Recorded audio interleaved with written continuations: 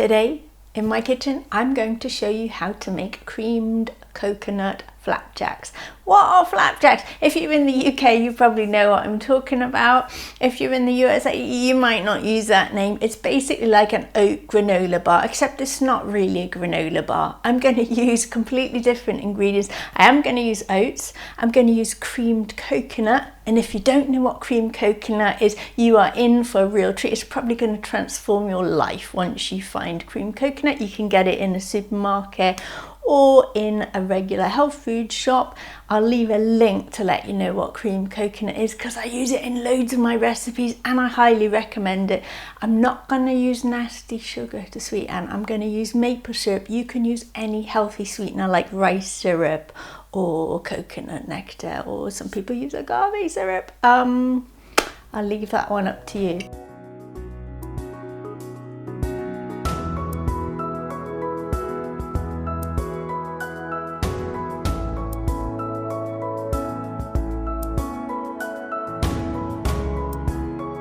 Hi, I'm Anastasia Eden and I am a retreat chef here in the UK. I've been vegan for 27 years and I have a mission to make your life easier in the kitchen with easy, delicious vegan and gluten-free recipes. So let's go take a quick look and see how easy these flapjacks are to make. The first thing I'm going to do is take 100 grams of creamed coconut, or half a block, because it tends to come in block form, and then I'm going to chop that up, and then I'm going to put it in a heat-proof dish, and then put that dish in a pan with a little bit of water in.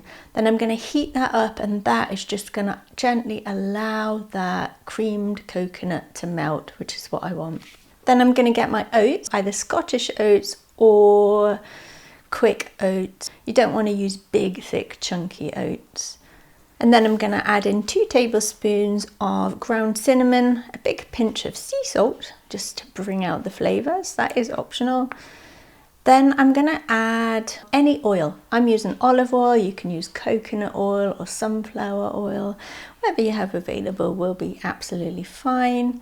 And then I'm going to use maple syrup. You can use any healthy sweetener like rice syrup or date syrup or coconut syrup, whatever you have available. In this other batch I used coconut nectar syrup. I often use rice syrup too. They're two of my favourites. Add in your almond extract, then pour in the melted creamed coconut. Then I'm going to mix that all in thoroughly until everything is evenly combined and coated. You can either use a tin that's about 8 by 8 inches, or I do recommend that if you have them, use 2 loaf tins which are about 8 by 4 or 8 by 5 inches. I'm going to line it with grease-proof baking paper, and then I'm going to press my mixture down really firmly. It helps at the end if I give it a nice little bit of compression with a spoon.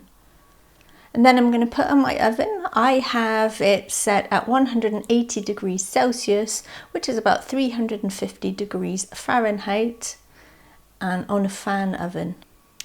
And that should be done after about 20 minutes actually. Then I'm going to take it out and let it cool down. I'm going to let that cool down before I slice it. It should have held together really well. It's really important to let it cool down fully before you slice it. If you don't let it cool down, it's probably going to crumble a bit too much, whereas if you let it cool down, it holds together really perfectly. And when it's cooled down, you're going to get a sharp, heavy knife, and then you're going to cut it into nice little squares or bar shapes, and then enjoy. Thank you so much for tuning in. I do hope that you've enjoyed this recipe. If you have, please subscribe, give it a thumbs up and leave me a comment. Let me know how you get on, and I look forward to seeing you in the next recipe. Bye for now.